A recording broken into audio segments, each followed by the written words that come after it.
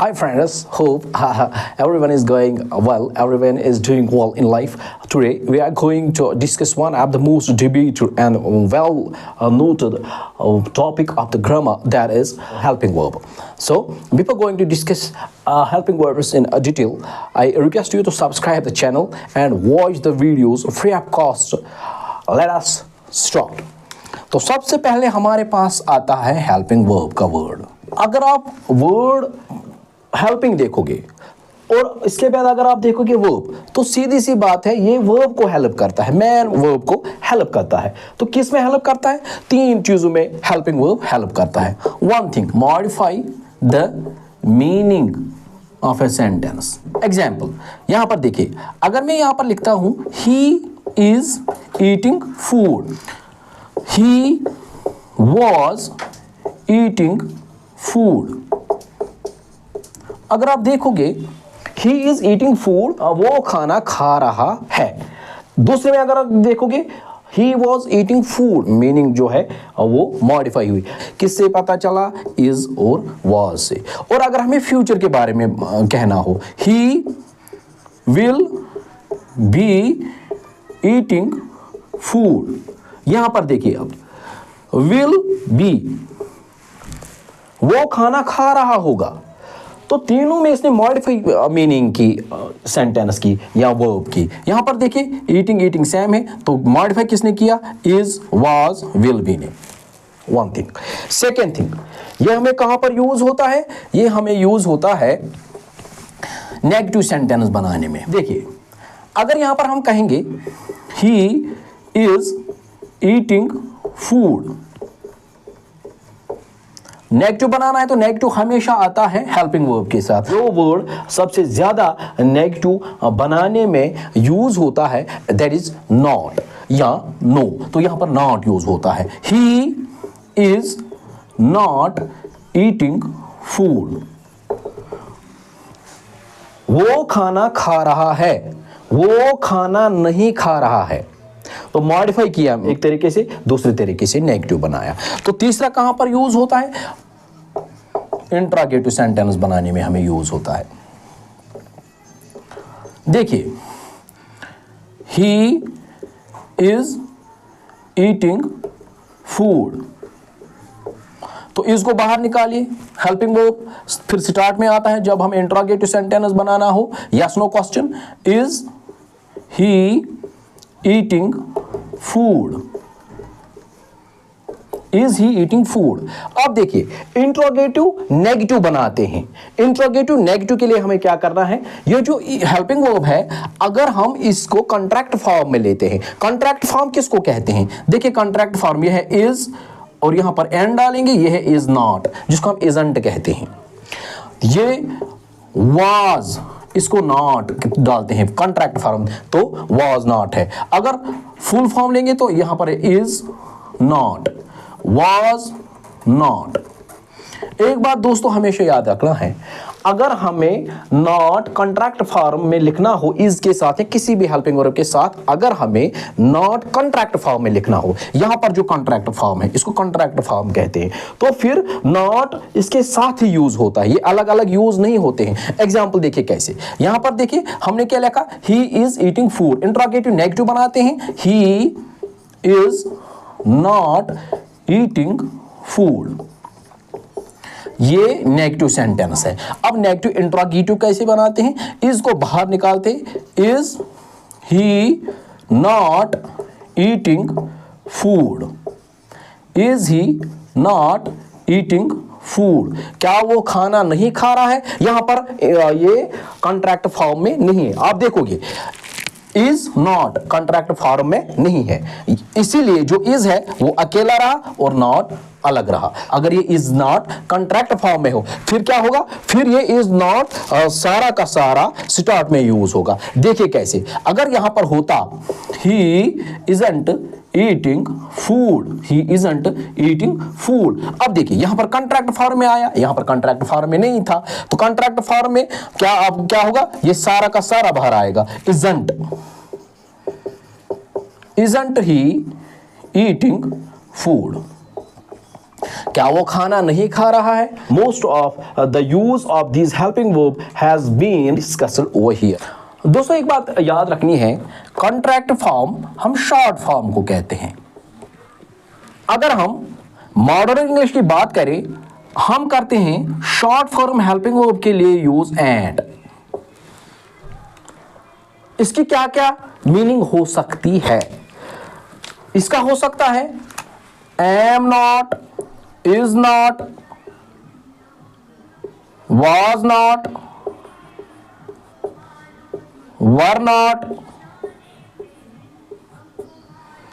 are not, have not, has not, had not। लेकिन सबसे ज्यादा जो हम यूज करते हैं एंड का, वो हम एम नॉट के लिए यूज करते हैं, ये याद रखना है। तो देखिए यहां पर अगर हम लिखेंगे I am eating, नेगेटिव बनाते हैं am I not eating। Contract form में देखिए क्या आएगा, am meant I eating।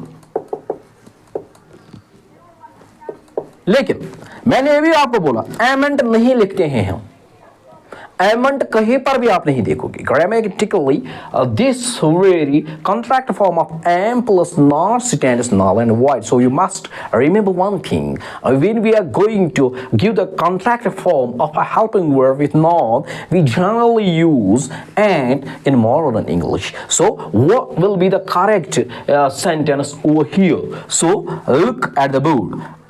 Am not I eating food? Now we will straight away discuss the helping verbs। तो हमारे पास जो helping verbs हैं वो 4 है। तो सबसे पहले helping verb में लेते हैं be helping verb। सबसे ज्यादा जो यूज होता है ग्रामर में वो be helping verb ही होता है। तो दूसरा है do, तीसरा है have और चौथा है मॉडल ऑक्सिलरीज। हेल्पिंग वर्ब्स को ऑक्सिलरीज भी कहते हैं, तो लेकिन इनको कहते हैं मॉडल ऑक्सिलरीज, जिनको मॉडल्स भी कहते हैं। दोस्तों याद रखिए बी जो है इसके जो हेल्पिंग वर्ब बाकी है उनका लिस्ट ये है am, is, are, was, were, being, been, बस इतने ही है।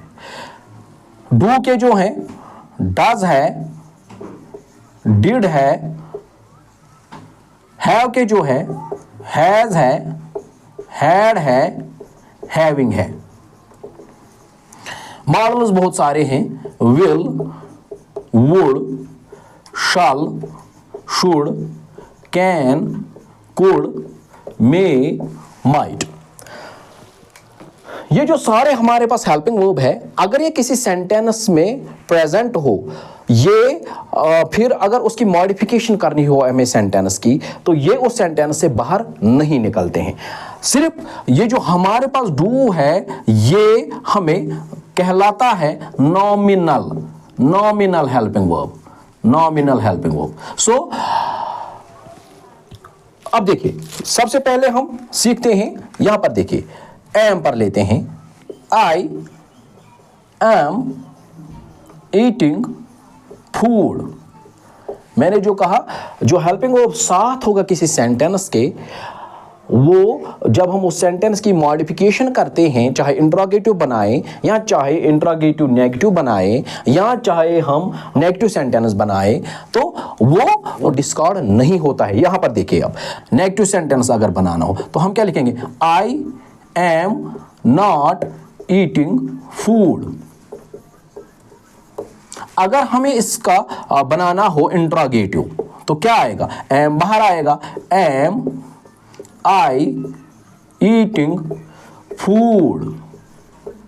अगर इंट्रोगेटिव नेगेटिव बनाना हो तो क्या आएगा, इंट्रोगेटिव नेगेटिव, तो क्या आएगा, am I not eating food. तो जो मैं पहले कह रहा था अगर कभी कभार सेंटेंस में हेल्पिंग वर्ब प्रेजेंट हो, फिर चाहे वो सेंटेंस के हम कोई भी मॉडिफिकेशन क्यों ना करें, तो वो हेल्पिंग वर्ब उस सेंटेंस से बाहर नहीं निकलता है। मान के चलो ये इसका सोल होता है, it seems to be a soul of the sentence.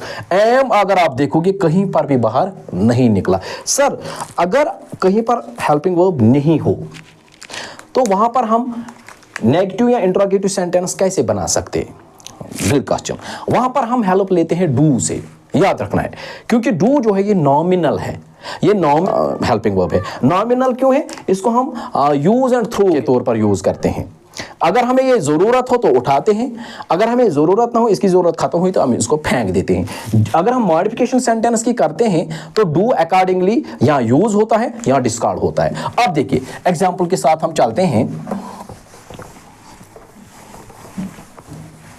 देखिए डू आई ईट फूड।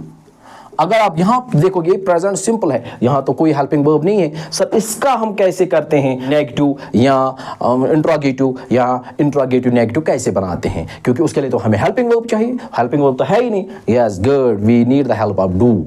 और अगर हमें डू जरूरत है तो यूज करेंगे, अगर जरूरत नहीं है तो डू को बाहर फेंकेंगे। यह आप नरेशन में भी सीखोगे। अब देखिए अगर इसका नेगेटिव बनाना हो तो क्या आएगा? I do not eat food. अगर इसका इंट्रोगेटिव बनाना हो तो कैसे आएगा? Do I eat food. अगर हमें इसका इंट्रोगेटिव नेगेटिव बनाना हो तो do I not eat food. अगर इसका बनाना हो कॉन्ट्रैक्ट फॉर्म में, don't I eat food, don't I help you, don't you see me, don't you watch the movie. तो यहां पर इंट्रोगेटिव नेगेटिव है। ये देखिए डोंट सारा का सारा बाहर आया, डू और नॉट यहां कॉन्ट्रैक्ट फॉर्म में नहीं है तो अलग अलग लिखने होते हैं। अब देखिए डू नॉमिनल है, याद रखना। देखिए कैसे, अगर कभी कभार आपको ये सेंटेंस पॉजिटिव में बनाना हो, आई डू नॉट ईट फूड, तो क्या करेंगे? पॉजिटिव बनाने के लिए चूंकि ये नॉमिनल है तो ये डू नॉट डिस्कार्ड होगा, ये बाहर निकलेगा यूज एंड थ्रो। हमने इसको यूज किया, अब जरूरत नहीं है, चलाओ यहां से, हमें आपकी जरूरत नहीं है। क्या आएगा? आई ईट फूड। ये देखिए इंट्रोगेटिव बनाते हैं, do I not eat food. इससे पहले भी डिस्कस किया। तो याद रखना अगर कभी कभार किसी सेंटेंस में हेल्पिंग वर्ब नहीं हो तो हम डू यूज करते हैं, और अगर डू नेगेटिव फॉर्म में हो या इंट्रोगेटिव फॉर्म में हो और हमें बनाना हो पॉजिटिव सेंटेंस तो डू को हम बाहर निकालते हैं, provided do is used as helping verb. क्योंकि ये जो डू है ये मैन वर्ब भी है। डू अगर हम एज मैन वर्ब लेंगे तो इसकी जो तीन फॉर्म है, डू, डिड, डन, ये है मैन वर्ब की सूरत में। और अगर हम लेंगे इसको हेल्पिंग वर्ब की सूरत में तो दो ही है, डू, डिड। डज आता है लेकिन वो भी प्रेजेंट में है, याद रखना है। So hope you might have enjoyed the video, you might have learned something, and with this we will conclude today's topic, that is helping verb. Thank you, have a nice day.